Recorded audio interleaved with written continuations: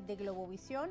Hay muchos temas sobre la mesa para discutir, para analizar, y es por ello que me acompaña Joel Horta, analista político. Muchas gracias por estar con nosotros. Muchísimas gracias a ti, Rosa, por la invitación. Y bienvenido nuevamente a Argumentos. Gracias, muy No amable. salías de Kikosis, ¿ah? Mandamos un saludo a Kiko Bautista.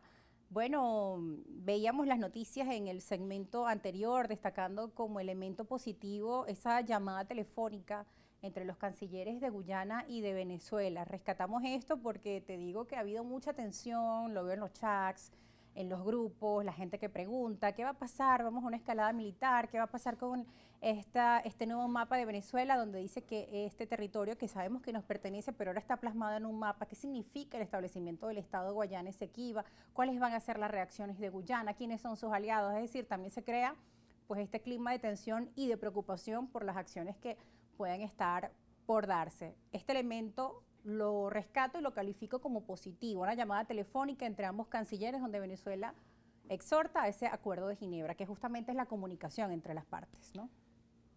Esta es una deuda histórica que habían tenido los gobiernos venezolanos para con su país, porque desde el arrebato brutal del que fuimos objeto cuando se firma el laudo arbitral de París, fuimos despojados de un territorio que nos pertenece desde la Capitanía General de Venezuela.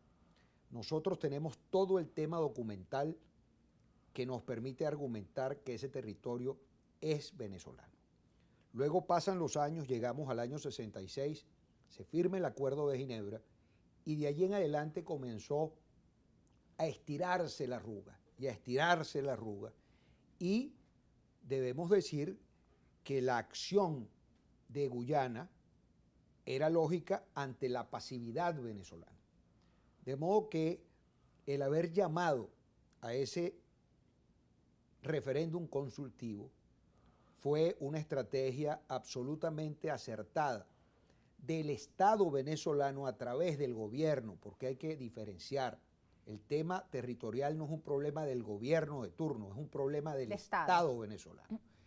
Y se hizo lo que está establecido en la Constitución Nacional, y yo debo decir, y en este caso como abogado, que es absolutamente vinculante lo que se decide en un consultivo, en un referéndum consultivo, porque como bien se dice en Venezuela, la salsa que es buena para el pavo es buena para la pava.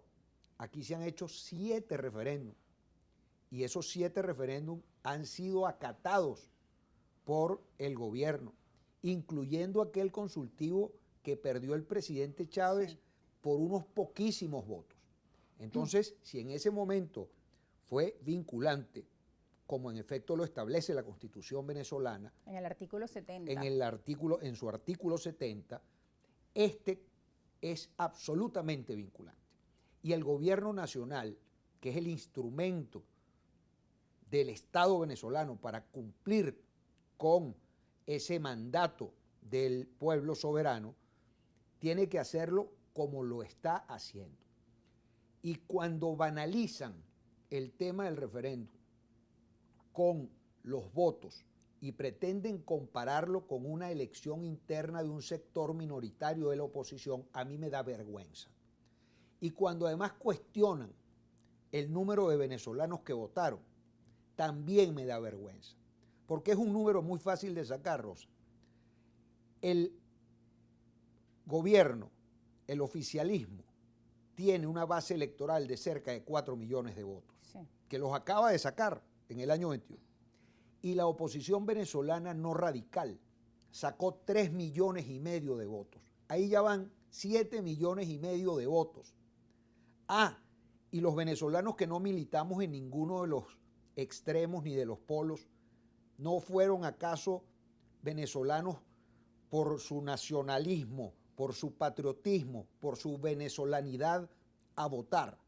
Pero es que además no han debido ser 10 millones ni 10,5 millones, han debido ser 20 millones de votos, porque todos los venezolanos estamos de acuerdo y estamos conformes con que el Esequibo es un territorio venezolano.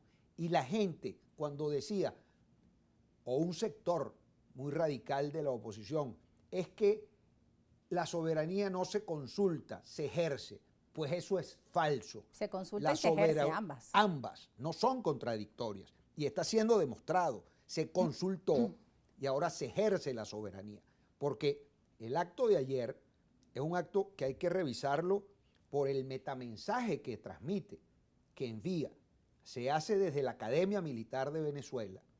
Se hace además convocando a todo el cuerpo diplomático representado en el país, todo el alto mando militar, toda la Asamblea Nacional en pleno, todo el Poder Judicial, es decir, toda la institucionalidad del país.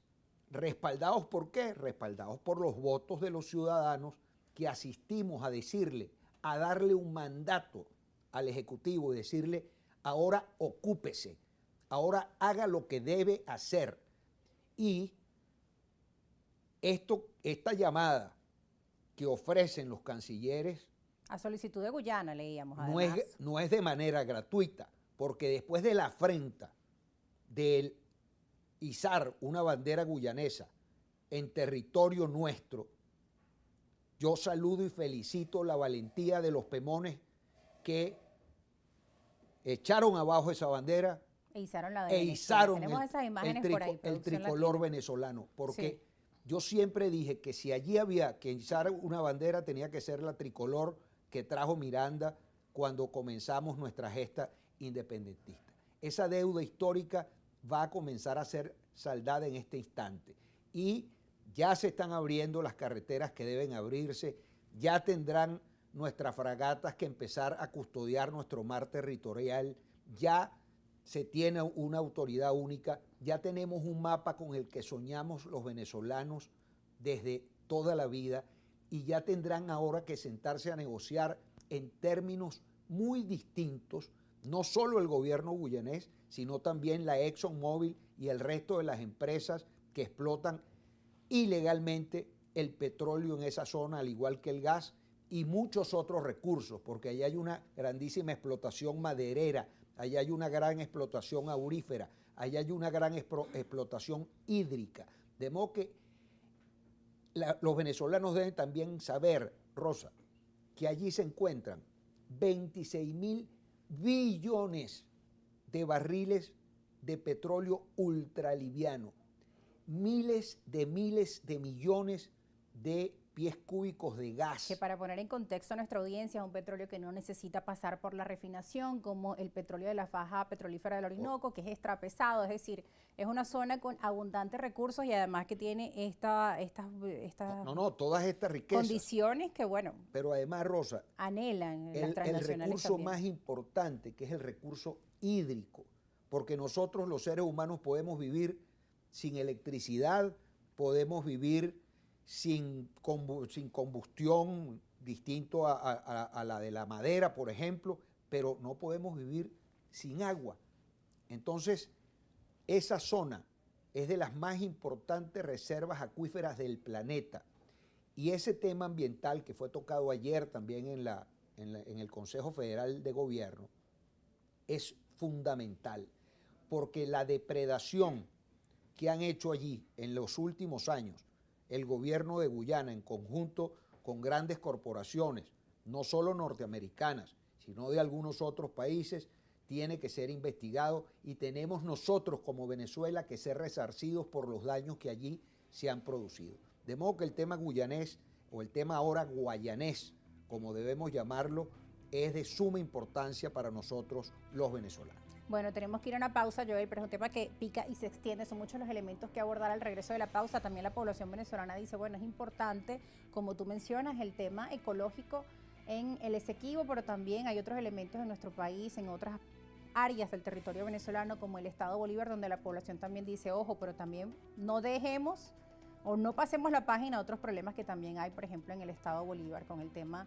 ecológico y la extracción minera. Bueno, son muchos los elementos que seguiremos abordando al regreso De la pausa, ustedes no se aparten, que ya seguimos con el análisis aquí en Argumentos a través de la señal de Globovisión. Sabemos que tienen muchas preguntas, muchas inquietudes que también vamos a estar abordando. Entendemos que hay problemas sociales, la población también nos escribe, bueno, pero siguen hablando de los problemas que también hay en nuestro país. Y eso también está allí como telón de fondo. Los problemas no se les pasa a la página, seguiremos hablando de eso también al regreso de la pausa. Lo que sí es importante entender que este tema de la Guayana Esequiba es un tema de Estado-Nación que va más allá de gobierno, es un tema histórico y sobre ello seguiremos hablando al regreso.